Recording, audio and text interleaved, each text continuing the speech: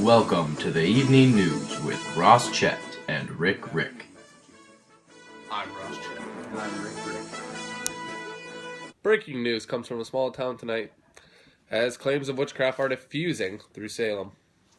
Creed Bratton, who has been in Salem all day listening to the news, is with us right now. Creed?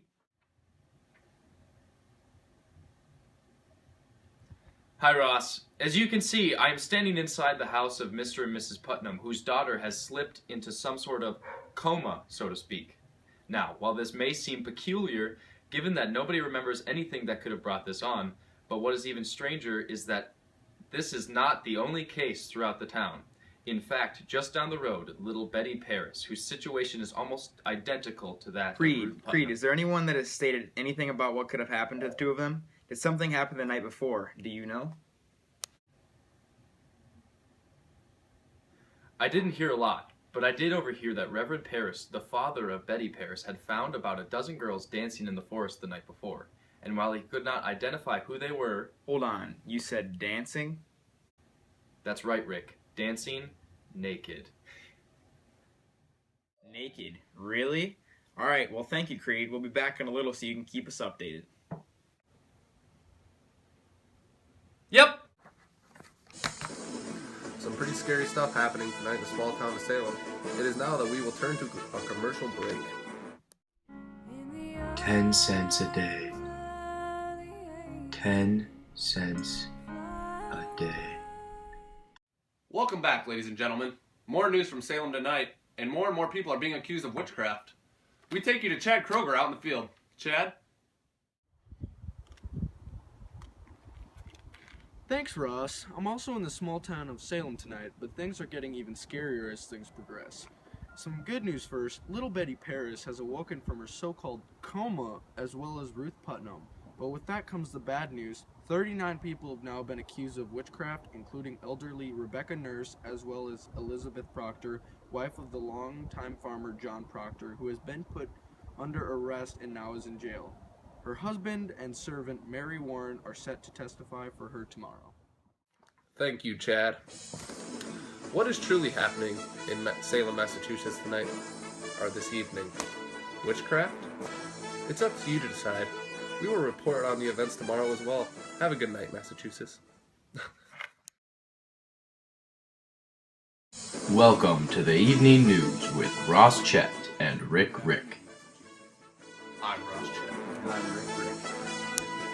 If the events of yesterday seemed crazy enough, you will not know what to do with yourself today. We take you to Creed Bratton, who is in the Salem church and has been attending the trials all day. Creed? Thanks, Ross. As you said, I am standing in the Salem church this afternoon, and wow, that is the only thing I can say about the events of today. So many things are going on, so many accusations.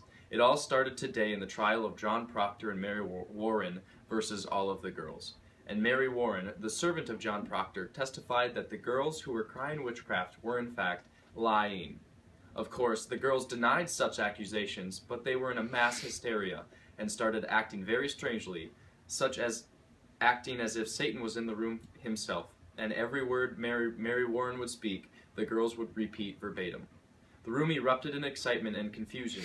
Even the judge himself was at a loss for words. But then, out of nowhere, as if Satan himself took over the poor girl, Mary Warren seemingly ditched the accusations she was putting on the other girls, and she too started to cry witchcraft. But the strangest part of all, Ross, is that she started accusing John Proctor, the noble farmer for many years, of witchcraft. This is some pretty scary stuff, Creed. Alright, folks, we'll be back right to the action after this short commercial break. Welcome back, ladies and gentlemen. More breaking news in Salem this afternoon. We take you to our field reporter, Chad Kroger, who is in Salem right now. Chad? Thanks, Rick. News coming from our inside sources that John Proctor, again, longtime beloved farmer, is set to hang at sunrise tomorrow morning. His wife, Elizabeth Proctor, who was accused as a witch but released of the charges to a pregnancy, refused to speak on the matter.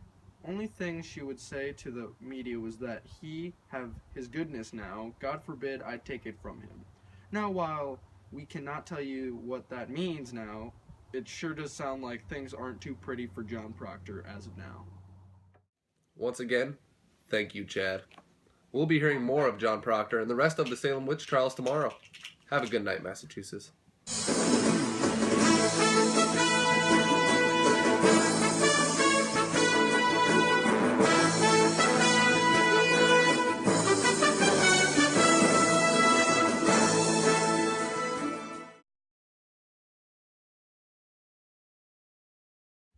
Welcome to the evening news with Ross Chet and Rick. I'm Ross Chet.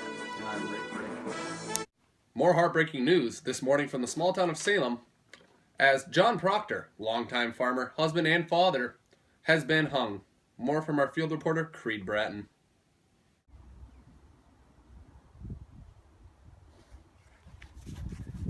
Hello, Ross, and hello, America. You said it correctly. John Proctor has been hung. According to an inside informer who wanted to remain anonymous, Proctor was offered the ability to confess to witchcraft in order to save himself. As you can probably tell, he refused to confess to such accusations. So, as of 7 o'clock a.m. on August 19th, 1692, John Proctor hung. That caps off the 10th victim of the Salem witch trials. Who knows what is next for the people of the small town of Salem? All we do know is that this tragedy will forever be remembered in both sadness and anguish. Back to you, Ross. Thank you, Creed. Well, there you have it, folks. The Salem witch trials. Was there really witchcraft in this small town, or was it just a hoax? We may never know. Have a good night, Massachusetts.